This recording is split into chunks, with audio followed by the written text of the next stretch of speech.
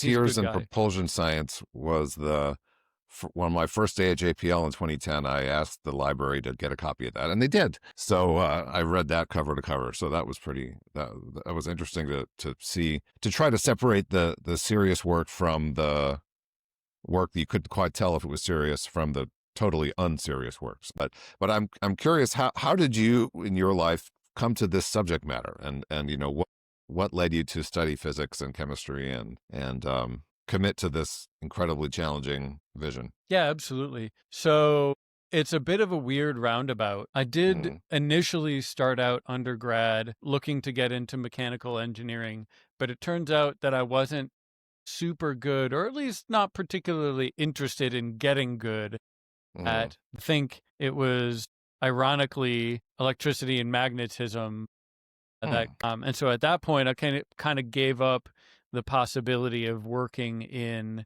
the space industry, and it bummed me out for a little while. But what I did find out that I was really good at was chemistry. And so I mm. was like, you know what? At least I have something within science that I am good at. I'm going to just stick with that. Can So, we go? I actually want to go back even further.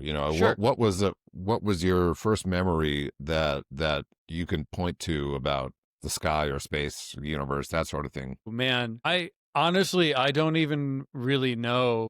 Like, it's just Mm, always seemed to have been a part okay. of me. So, like, as a bit of an example, parents were avid outdoors people. We would go camping as families, as a part of a large group of families. Mm, And so I would spend a lot of time in like rural Vermont and being able to look up at the stars and everything like that. mm, But at the same time, I also remember when I was in like elementary school, I saw, I don't know if it was on Nickelodeon or what, but the space camp commercials, all big kids in like the gravity chairs and the command consoles. mm. And I remember begging my parents to send me to space camp, and they were like, "No way."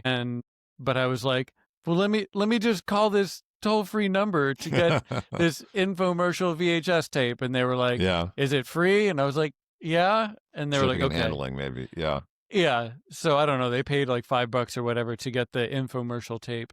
And I Mm, wore that tape out. Watched that so much. It was like when I was a kid, what would I watch? I would watch that space camp video. And it was yeah. just like, so, and then I was in late elementary school when my parents got a special edition of Life magazine.